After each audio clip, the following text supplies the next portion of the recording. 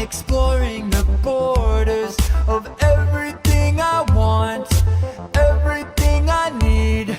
Lethal doses of my own emotions seep into my dreams and paralyze me. I pick myself up off the ground. I keep telling myself no, I'm not backing down. I keep telling myself best is still yet to come. I keep telling myself it's darkest before the dawn. I'm going backwards, and yet I'm made to believe I'm moving forwards. And I'm chasing my dreams, but I'll be just who I wanna be without you controlling me. Toxic thoughts can make me easily drop this, but I won't shift my step, so there's nothing to regret. I'm broken and coping with this broken hoping. I kept blaming them when the doubt came from within. No more ugly white lies that I keep telling myself. This time I'm gonna try. I'm not just telling myself best is still yet to come. I keep telling myself it's darkest before the dawn. Can't believe it's almost going to be the end of the month. We're almost into June, and things are, as I said earlier, well, as I was saying earlier in earlier videos that I've posted up recently on this channel, is that we're starting to dip our toes back into normal life, and you know, obviously restrictions are getting a little looser, so I mean that's a good sight to see. But also, when you look past that, the weather's just been really humid. It has been super humid the last couple of weeks, well, the last couple of days actually, where one day it was 84 but it felt like 104, and I think yesterday was around, I think today it's around, it should be around 80 degrees, but it feels like 95. Well, apparently this week we're supposed to have some really cold weather, so right around the 40s. I think for us it's going to be around low to mid 40s, so somewhere around 43, which I'm thinking to myself, okay, I think it was actually kind of needed, because just to kind of just say, hey, this is actually a good payoff after all the humidity that we've had for the last couple of days. But yeah, things up here are still,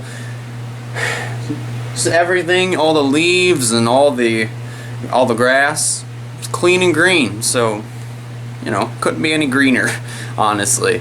And yes, someone asked if someone said hopefully I was doing alright after the dams over in, I think, mid-Michigan or something like that, Midland. I forgot the name of the town, but you know, if I was fine after their dams broke down, or basically broke, and all of a sudden now there's a huge flood and everybody had to evacuate. I'm fine. I mean, I'm nowhere near that, so you know, just so I mean when you look at that, I mean that was really a good thing. So you know, I'm actually pretty thankful that I don't live in that area. However, you still have to feel bad for the people that do live in that area, because they've had to be evacuated from their homes, and unfortunately, you know, for some people really don't have anywhere to go, and that really stinks. So you know, my prayers are with that town, the place basically where the dams broke down. I think it's Midland, I believe, because I do know that it's right around the middle of Michigan, the center of Michigan. So you know, hopefully things get a little bit better. And things so far, I mean, as far as this pandemic goes, things are starting to look a little better, but hopefully just things in general look a little bit better in the near future. So this is hours later, and yeah, I really didn't pick up the camera until after until after I was wishing that, you know, this weekend would have cold weather with, you know, cold temperatures, with the lower part of Michigan being in the 40s, and hopefully getting that wish. But I wanted to kind of just tell a story. This is from yesterday, about when I was test driving my car. So, hang on. So, the reason why I was test driving my car was because apparently a few days before, apparently the brakes in my mom's car were starting to, I think they were starting to drag, and then something fell out from underneath the car, and then it started smelling a little weird on the way back home. So my mom asked if she could borrow my car for a couple of days, so that way she had a car to get to and from work.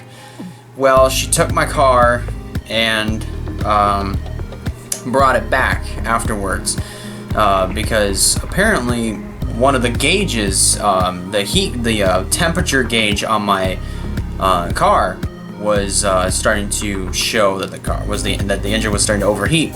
So eventually there was a diagnostic ran with my stepdad and his friend. He came by in to check on my mom's car, but he also checked on my car, and it was the antifreeze. Obviously I think there was barely any antifreeze left, or there was no antifreeze. So my stepdad got antifreeze and decided to put it in the car. He showed me how to put it in the car, to put the antifreeze in, and said, you know, just go for a little drive around the blocks. That way, you know, you can try to make sure everything's working good and all that stuff. So I go out for a drive, and, you know, so far so good. Everything's working fine, and I come around. I'm just kind of just going for a drive around the block. But it's a big kind of drive around.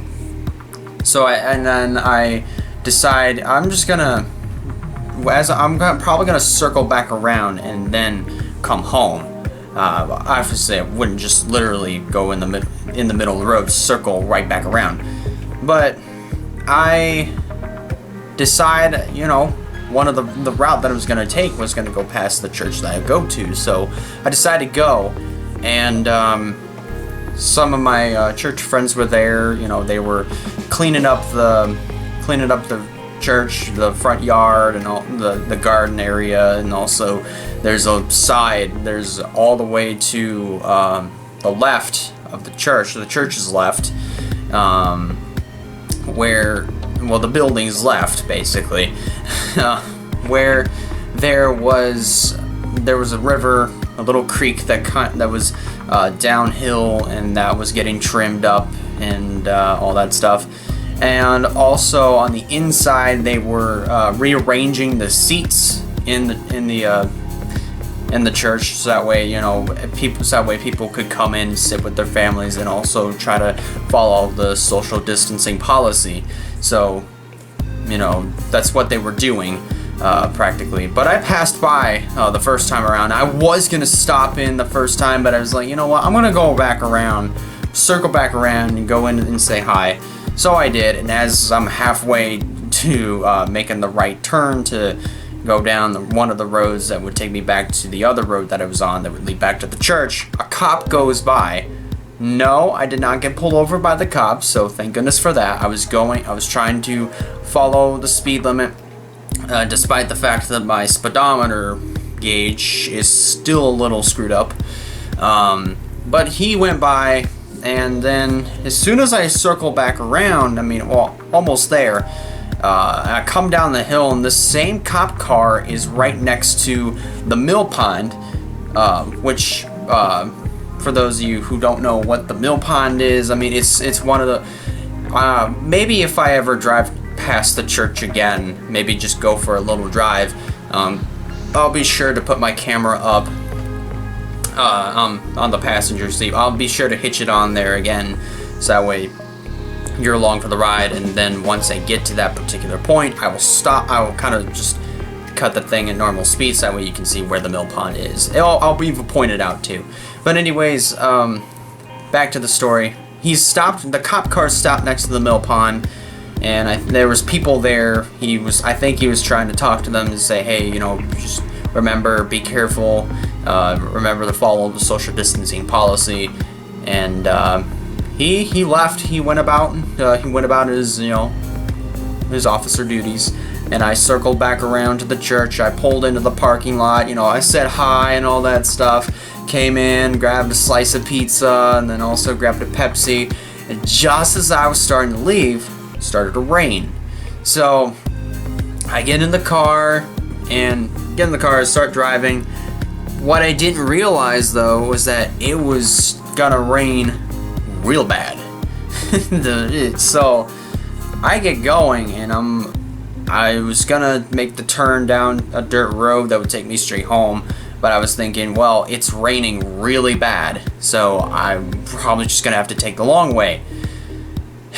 Need I remind you, the rain was just, it was so bad. The rainfall was just, the rain, you know, you get the picture, was so bad I could barely see.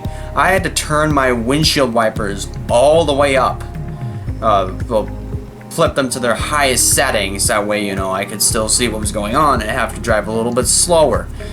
There was a little bit of the cell that I got into that, you know, the rain kind of calmed down a little bit, but then I went right back into the most violent part of the cell. When rain-wise, that is. So I managed to make it home safely, obviously, as I'm recording this part of the vlog right now. But, you know, it was raining pretty hard when I got home, and I didn't want to get out of the car and just walk in the rain. Because I was waiting for somebody to open the garage door. Thankfully someone did. As soon as that garage door opened, I got out of the car and just started sprinting towards the door, towards the garage door opening up, and then just like, you know, I didn't want to get wet. You may call me a wimp if you will, but I just didn't want to get drenched. So, yeah, that's kind of my story on how I took my car out for a test drive to make sure that the antifreeze was working and all that stuff. So this was yesterday, just keep in mind. So, but yeah, that's gonna do it for this vlog. Want to thank you guys a lot for watching. I do apologize once again if some of these vlogs are a little uninteresting, but we are closing in on the goal that I had. Well, my personal record, 61 vlogs. This is vlog 59. And after this, we only have 2 more vlogs left till we get to my personal record. Definitely intend on breaking it before half of 2020 is done, and it looks like I'm gonna do that. So that's great. But anyways, thank you guys so much for watching. If you guys liked the video, go ahead and give it a like. If you have not considered subscribe yet, I recommend you do so in order to keep up with some fine content coming out in the near future. And that's it from me. I'll see you on the next one.